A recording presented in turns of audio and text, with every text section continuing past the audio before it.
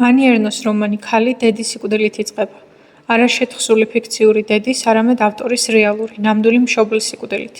ერნო წერას იწყებს, ოღონდ არა მხოლოდ იმიტომ დედის დაკარგვით გამოწვეულ ტკივილსა და დაბნეულობას რომ გაუმკლავდეს, არამედ იმიტომაც, რომ დედამისი ხელახლა აღმოაჩინოს, გაიცნოს და დაინახოს არა როგორც უბრალოდ დედა, არამედ როგორც ქალი, რომელსაც საკუთარი ბიოგრაფია და ისტორია აქვს. ქალი, რომელმაც სიკვდილამდე საკუთარი თავი არაერთხელ დაკარგა.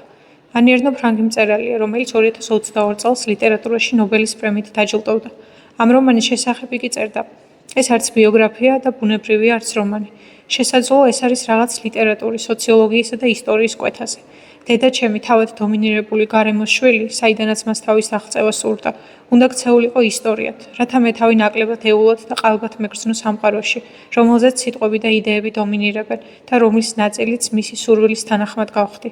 ქალი ემოციური, დაუვიწყარი ამბავია დედაშვილის ურთიერთობის, დემენციით დაავადებული მშობლის ნელ-ნელა დაკარგვისა და ყოველდღიური ცხოვრების სირთულეებზე.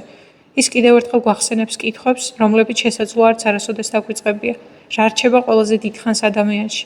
რა შეიძლება გადაურჩეს დავიწყების წამლეკავ ძალას?